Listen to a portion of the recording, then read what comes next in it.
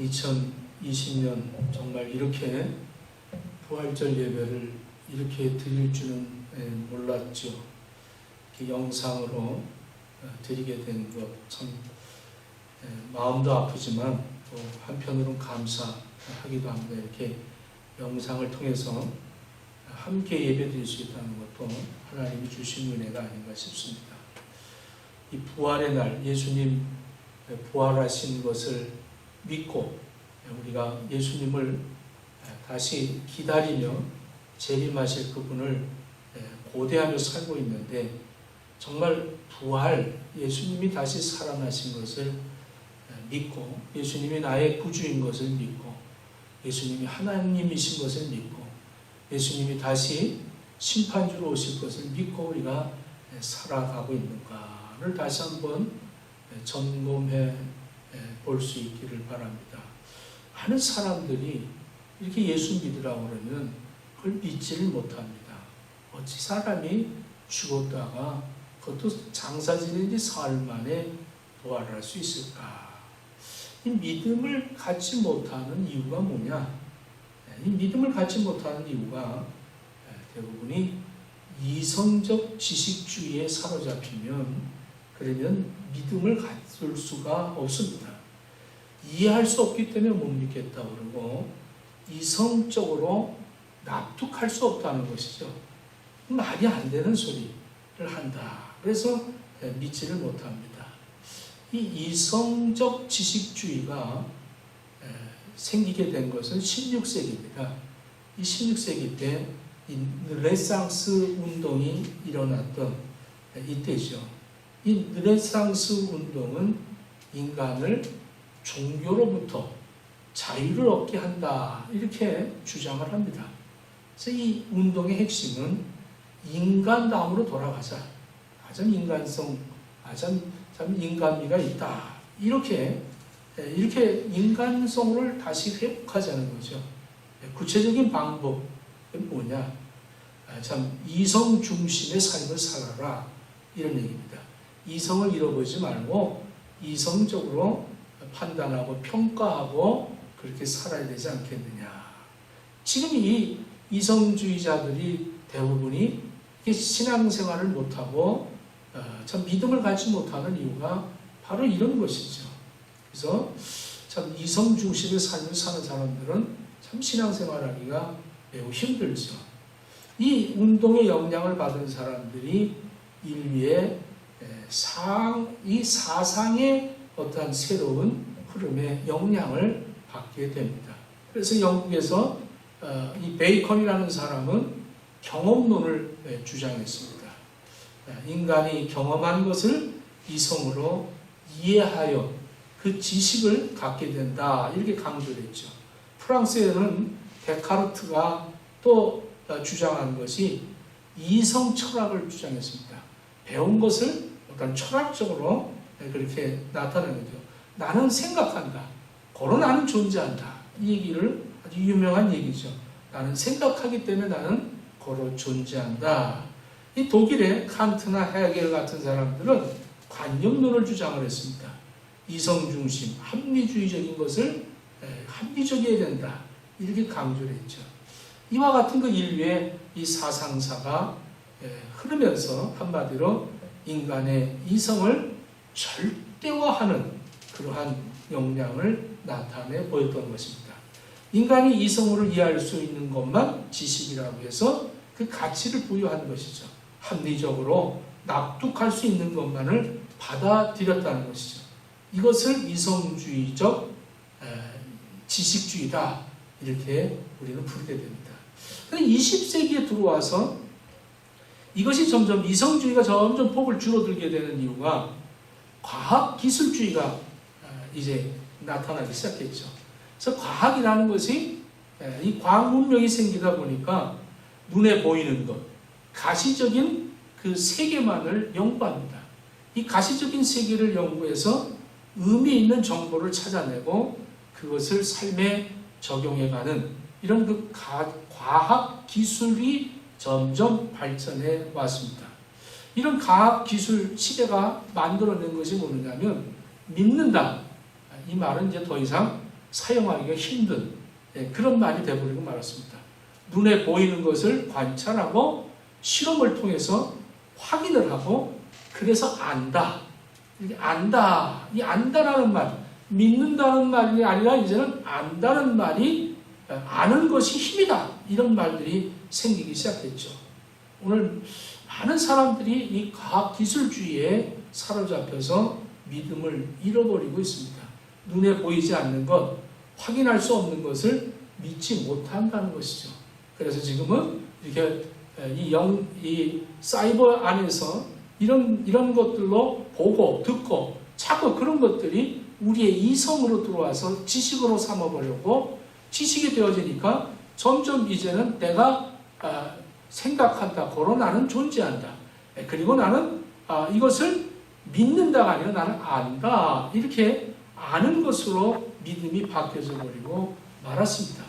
그래서 우리 기독교는 이 부활절을 지키는 이유가 잃어버린 믿음을 되찾자는 거죠. 잃어버린 이름을, 흔들리는 믿음을 더욱 굳세게 하기 위해서 절기를 정해놓고 이 절기를 통해서 부활하신 예수님을 믿지 못하고 의심하는 그러한 자들에게 다시 한번 믿음을 확인시켜주는 이러한 예배를 드리는 것이죠. 예수님께서도 부활하시고 도마를 찾아가셨죠. 참 도마를 만나서 흔들리는 믿음을 굳세게 해줍니다. 요한복음 20장 27절에 믿음 없는 자가 되지 말고 믿는 자가 되라 이렇게 말씀합니다. 예수님이 부활하셔서 제자들에게 일일이 만나주시면서 믿음이라는 것을 그들에게 갖게 하시죠. 너는 나를 본고로 믿느냐? 보지 못하고 믿는 자들이 복이 있다. 이렇게 말합니다. 우리 한국의 청소년들한테 4대 국경일들을 가르쳤습니다. 3.1절, 광복절, 제헌절, 개천절. 그런데 이 의미를 알고 있느냐 물어봤더니 전부 4%가 국경일에 태극기라는 날 이렇게 알고 있습니다. 태극기를 딴다. 개천절이 뭐냐 그랬더니 사람과 곰이 결혼한 날이다. 이렇게 얘기를 합니다. 제헌절은 뭐냐 그랬더니 군인들의 명복을 피는 날이다. 현충이라고 제헌절하고 혼동을 가진 거죠. 그런데 발렌타인이나 화이트데이, 블랙데이, 빼빼로데이 이런 것들은 모두가 다 알고 있다는 거예요. 날짜도 잘 알고 의미도 잘 알고 이렇게 로즈데이, 다이어리데이, 링데이, 레드데이 난 잘 모르는데 하여간 설교 준비하면서 이런 것들을 이렇게 한번 종합을 해봤어요. 어린아이들까지 다 안 되는 거예요. 참 내가 어느 나라에서 태어났고 우리나라가 어떠한 그런 역사를 갖고 있고 어떤 우린 정신을 갖고 살고 있는가 이걸 참 모른다는 거예요. 이걸 모르면 오늘날 나는 누구인가 내 존재의 의미를 잃어버리고 살게 되는 거죠. 우리 기독교인들은 어떻습니까? 기독교 절기에 대해서 여러분들은 어떻게 생각합니까? 크리스마스, 부활절, 고난절 기독교의 절기에 대해서 우리는 어떤 태도를 가지고 있는가? 대부분이 이 세 가지로 이 태도를 구분할 수가 있습니다. 그 하나는 어제의 사건으로 기념하는 그런 태도를 가진 사람들이 있습니다. 이 부활절을 맞으면서 이 부활절이 어떤 절기냐? 예수님 부활하셨대.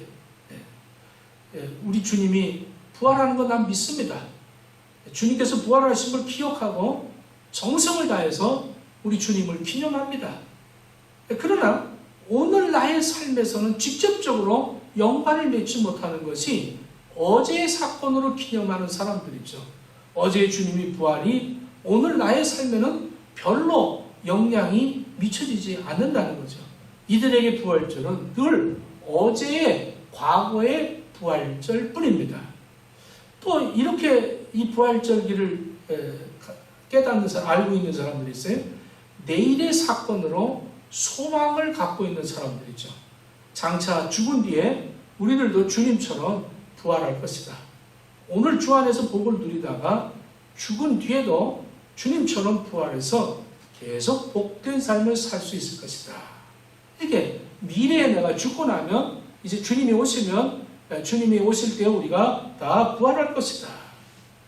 이렇게 믿고 있는 사람들이 있습니다. 그러나 오늘의 삶과는 직접적인 연관을 맺지 못합니다. 내일 부활할 것은 믿지만 그것이 오늘 나의 삶에 별로 영향을 미치지 못하는 것이죠.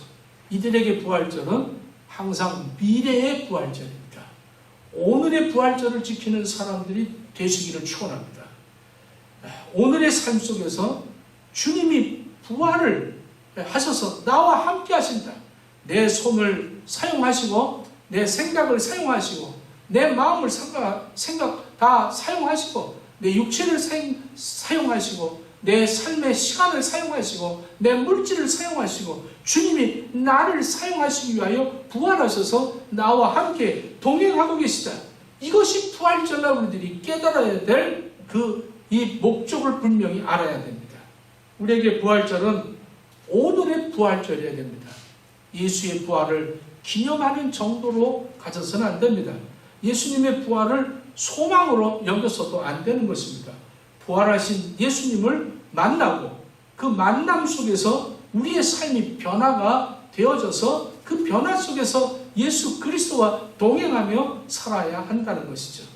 이 부활이라는 불후의 명작을 남긴 러시아의 문호 이 톨스토이가 자신이 어떻게 새 사람이 되었는가를 고백할 때 이렇게 얘기합니다. 예수님의 말씀을 들은 뒤에 내 삶의 변화가 일어났습니다. 이전에 제가 바랐던 것들은 바라지지 않고 이제는 내가 바라지 않는 것들을 바라며 살게 됐습니다. 이렇게 예수님을 부활하신 예수님을 만나게 되면 과거의 내가 아니라 미래의 내가 아니라 현재의 내가 변화되어졌다는 사실입니다. 그런데 성경을 자세히 살펴보면 이 복음서와 사도행전이 같은 맥락임에서도 불구하고 참 별개의 두 개의 공동체를 우리가 발견하게 됩니다. 복음서에는 예수님께서 직접 불른 12 제자들의 공동체가 있습니다. 그리고 사도행전에서는 이제 부활 승천하시고 성령이 임해서 그 120명의 문도가 이 마가의 다락방에서 기도하다가 성령을 채워나가고 초대교회가 형성이 되어지는데 이 초대교회 공동체와 예수님의 12 제자의 공동체가 서로 이 외향적으로도 좀 같을 수는 있을는지 모르지만 내면적으로는 전혀 다른 그런 모임입니다. 참 12 제자들의 모임을 보면 주님으로부터 부르심을 받았죠. 자기들이 모이고 싶어서 모인 것이 아니라 주님이 택하셔서 특별하게 사용하시기 위해서 주님이 부르신 12 제자들. 이 부름을 받았던 이 12 제자들은 자기가 가졌던 것들을 포기하고 주님을 따릅니다. 직업도 가정도 개인적인 야망도 다 버리고 주님을 따랐습니다. 예수님께서 저들을 아주 특별하게 훈련을 시키셨습니다. 남들이 들을 수 없는 것들, 하나님 나라의 비밀을 그들에게 가르쳐줬죠. 남들이 체험할 수 없었던 그러한 표적들, 이적들을 직접 그들이 몸소 체험했습니다. 남들이 누릴 수 없는, 남들의 가질 수 없는 주님의 사랑을 뜨겁게 맛보았던 이 12 제자들, 아주 특별한 공동체들입니다. 그러나 안타깝게도 이 12 제자의 공동체는 한순간에 무너져 버리고 맙니다. 예수님께서 십자가에 죽으시는 이 사건 앞에서 한순간에 이 공동체는 부서지고 흩어져 버리고 말았죠. 제자들은 예수님을 부인하게 됐고 예수님을 부인하고 십자가 앞에서 다 뿔뿔이 도망쳐 버리고 말았습니다. 주님께서 친히 불러내서 새로운 공동체를 세웠지만 3년간 심혈을 기울여서 그들을 영적으로 훈련을 시켰지만 이 공동체는 십자가 앞에서 무참히 무너져 버리고 말았습니다. 이 초대교회 공동체 보십시오. 놀랍게도 깨지고 흩어졌던 사람들이 다시 모이기 시작을 합니다. 120명이 모였습니다. 3,000명, 5,000명이 모이기 시작합니다. 서로 떡을 나누고 아주 끈끈한 결속력을 갖게 됩니다. 죽음을 두려워하지 않고 담대하게 세상에 나가서 복음을 전하는 그런 공동체가 되었습니다. 더 놀라운 것은 앞에 12제자의 공동체에는 늘 예수님께서 친히 함께 동행하셨지만 초대교회에서는 예수님께서 몸으로 친히 함께 하시지 않았습니다. 그런 면에서 보면 12제자의 공동체보다 더욱 능력 있는 공동체를 이 초대교회가 이뤘다는 사실입니다. 도대체 무엇이 이렇게 그 초대교회를 이루었을까? 어떻게 저들이 그렇게 두려워하고 숨어서 떨고 불안해하고 초조하고 있던 저들이 어떻게 이렇게 변화될 수 있을까? 그것이 딱 한 가지입니다. 예수님의 부활 사건입니다. 죽으시고 무덤에 장사되셨던 예수님께서 부활하셔서 저들 앞에 나타나 주신 것이죠. 무덤을 깨치고 죽음의 권세를 물리치시고 사망의 권세를 이기시고 부활하신 우리 예수님의 능력이 저들의 공동체에 임하기 시작을 했다는 겁니다. 오늘 부활절을 지키는 저와 여러분들, 이 왜 부활절을 지키느냐? 바로 여기 있습니다. 이 부활절의 목적은 여기 있는 거예요. 주님의 부활의 능력을 우리가 덧입고 그리고 예수님의 그 능력을 힘입어서 이 세상을 살아가는 동안에 예수님을 믿는 그리스도인으로 우리가 거듭나기 위해서 이 부활절을 지키는 것입니다. 토마스 아켐페스는 이렇게 얘기합니다. 그리스도를 본받아라는 책에서 오늘날 예수님을 사랑한다면서 예수님의 천국을 탐하는 자는 많지만 예수님의 십자가를 지려는 사람은 거의 없습니다. 예수님의 위로를 소망하는 자는 많지만 그분과 함께 고난을 당하려는 자는 거의 없습니다. 그분과 함께 만찬 식사에 나가려는 자들은 많지만 그분과 더불어 금식하고자 하는 자는 거의 없습니다. 그러나 다 그분과 더불어 기쁨을 누리고자 하나 그분을 위하여 또는 그분과 함께 고통을 참으려고 하는 사람은 거의 없습니다. 떡을 나누어 주는 그분을 따르려는 사람들은 많지만 그분의 고난의 잔을 마시려는 자는 거의 없습니다. 그분의 기적을 숭배하는 자는 많지만 그분이 당하신 십자가의 치욕을 따르려는 자는 거의 없습니다. 예수님을 사랑하는 사람은 많지만 그것도 환난이 일어나지 않을 때뿐입니다.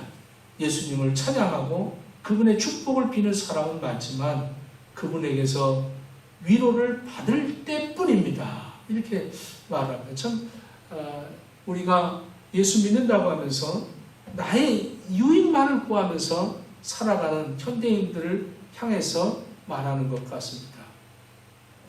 오늘 이 요한복음 20장을 전체적으로 보면 마리아가 막달라 마리아가 제일 먼저 그 예수님의 무덤에를 찾아와서 그 동산지기에게 참 그 예수님의 시체를 달라고 그렇게 합니다. 이때 예수님이 부활하셔서 그 예수님이 막달라 마리아를 만나주시는 장면이 16절부터 마태복음 20장 16절부터 나오기 시작을 하는데 예수님께서 이릅니다. 이 막달라 마리아에게 만지지 말라 이럽니다. 만지지 말라.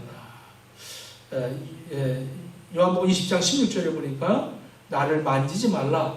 내가 아직 아버지께로 올라가지 못하였노라. 너는 내 형제들에게 가서 이르되 내가 내 아버지 곧 너희 아버지 내 하나님 곧 너희 하나님께로 올라간다 하라 하신데 막달라 마리아가 가서 제자들에게 내가 주를 보았다 하고 또 주께서 자기에게 이렇게 말씀하셨다 이르렀다. 이 마리아는 막달라 마리아는 끔찍이도 예수님을 사랑했죠. 이 7 귀신이 들렸다가 예수님이 그를 고쳐주셨고 그의 삶이 완전히 바뀌어나고 그 삶을 통해서 예수님을 무척이도 사랑하고 무척이도 따랐던 이 마리아가 새벽 미명에 예수님의 무덤에 갔다가 이런 부활하신 예수님을 만나게 됩니다. 예수님은 이 마리아에게 이렇게 말합니다. 날 만지지 말아라. 도마에게는 어떻게 했어요? 도마에게는 만져라.